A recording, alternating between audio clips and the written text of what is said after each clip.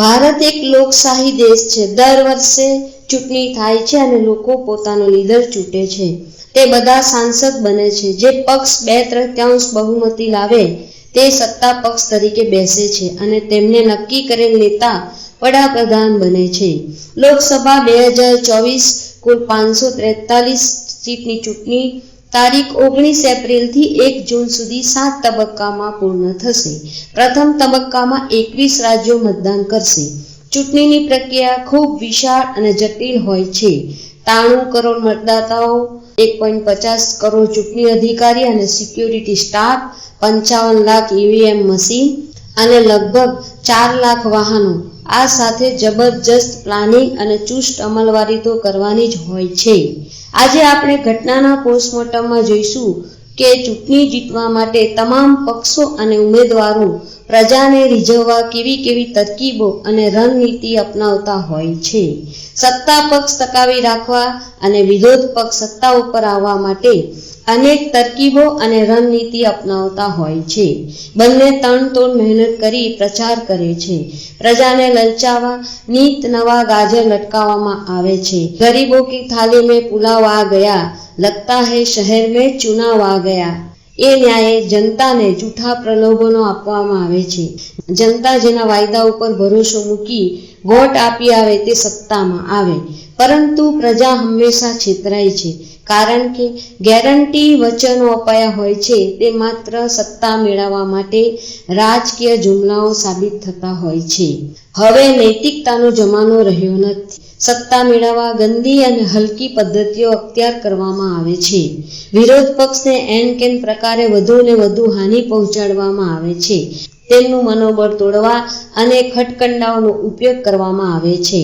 દાખલા તરીકે વિરોધ પક્ષના નેતાઓને જેલમાં પૂરવા, ડરાવી ધમકાવી કે લાલચો આપી પોતાના પક્ષમાં આવવા મજબૂર કરવા, તે માટે સરકારી એજન્સીઓનો દુરુપયોગ કરવો, પોતાના આઈટી સેલ દ્વારા દુષ્પ્રચાર કરવો, વિરોધ પક્ષના નેતાઓનું ચારિત્ર હનન કરવું, બેંક ખાતા સીલ કરવા, મીડિયાને દબાવી પોતાની દલાલી કરાવવી, જેના કારણે નવો શબ્દ મળ્યો ગોળી મીડિયા। છતાં વિરોધ પક્ષના ઉમેદવારો જીતી જાય તો પાછળથી ખરીદીને પોતામાં ભેળવી દેવામાં આવે છે। રાજકારણીઓને ભોળી પ્રજાને મૂર્ખ બનાવવાની તરકીબો જાણે કોઠે પડી ગઈ છે। જેમ કે કાળું ધન પાછું લાવીને દરેકને 15 લાખ આપીશું, પેટ્રોલ, ગેસ, ડીઝલના ભાવ ઘટાડીશું, મોંઘવારી ઓછી કરીશું, દરેક ગરીબને પાક્કું મકાન, હવાઈ મુસાફરી, કરોડો નોકરીઓ, આવી અનેક ગેરંટીઓ ચૂંટણી તાને આપવામાં આવે છે। વિકાસની મોટી વાતો કરી પ્રજાને ઉલ્લુ બનાવતા હોય છે। તદુપરાંત ધર્મના નામે જુદી કોમોને લડાવી વોટ અંકે કરી લે છે। ધર્મગુરુઓ, ફિલ્મી કલાકારો વગેરે પણ અનેક દર બતાવી સત્તા પક્ષની તરફેણ કરતા હોય છે। ફળ સ્વરૂપ મેજોરિટી ભોળી પ્રજા લાગણીઓમાં આવી વોટ આપી આવે છે।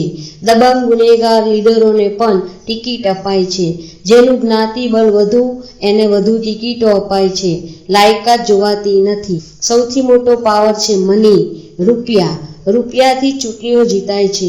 સત્તા પક્ષને ફરીથી સત્તા અપાવવા ઉદ્યોગપતિઓ દ્વારા કરોડોના ફંડ અપાય છે, જે ભવિષ્યમાં ફાયદાકારક નીતિઓ દ્વારા વસૂલી લેવામાં આવે છે। અહીં ક્યાંય પારદર્શિતા હોતી નથી। તમામ ઉમેદવારો કરોડપતિઓ હોય છે। અહીં શું તમને લોકશાહી દેખાય છે?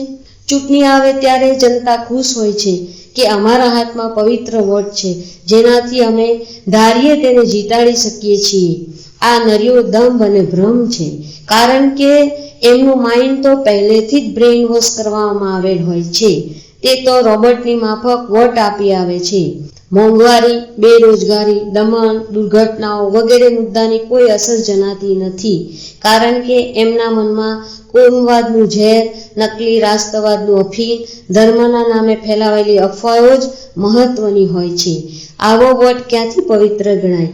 ભારતના સંવિધાન મુજબ જો વહીવટ ન કરી શકતા હોય તો એ વળી શું ખાખ રામ રાજ્ય લાવવાના? જ્યાં બહેન દીકરીઓ ઉપર દમન, બળાત્કાર થતા હોય, વિચરતી જાતિઓ ઉપર દમન થતું હોય, ખૂનીઓ છૂટી જતા હોય, ખેડૂતો આંદોલનમાં મરી જતા હોય, ગલીએ ગલીએ બેરોજગારો રખડતા હોય, શાળાઓમાં શિક્ષક ન હોય, અનેક સરકારી શાળાઓ બંધ કરી દેવામાં આવી હોય, 20માં રોડ રસ્તા હોય, દેશનું દેવું 3 ગણું વધી ગયું હોય, ઉદ્યોગપતિઓ અંદાજે 60,000 કરોડ લોન લઈ ભાગી ગયા હોય, ઉપરાંત એનાથી 4 ગણી લોન માફ કરી દેવામાં આવી હોય, ત્યાં રામ રાજ્યની વાતો સાંભળનાર જનતા બુદ્ધિહીન નથી તો શું કહેવાય? જ્યારે સત્તા અને પ્રજા ભેગા મળી વિપક્ષને ખતમ કરી નાખે છે, ત્યારે લોકશાહીનો આપોઆપ નાશ થઈ જાય છે. ત્યારે પૈસાદાર વ્યક્તિઓ, અમલદારો, નેતાઓ, પોલીસ વગેરે લોકોનું રાજ ચાલુ થઈ જાય છે. પ્રજાની ચૂંટણી પછી હાલત રસ કાઢી લીધેલ શેરડીના કૂચા જેવી થઈ જાય છે. એવી અશક્ત માઈકાંગલી પ્રજા કોઈ પણ અન્યાય માટે સરકાર સામે લાંબી લડત આપવા સક્ષમ હતી નથી.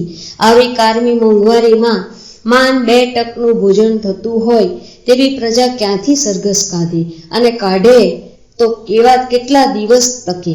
લોકશાહીમાં આખરે તો પ્રજા જ સર્વોપરી હોય છે. એટલે અત્યાચારથી કંટાળેલી જનતા ક્યારેક સત્તા પલટી નાખે, સત્તા પક્ષને જડમૂળથી ફેંકી દે, છતાં પરિસ્થિતિ હેમની હેમ રહે છે, કશું બદલાતું નથી.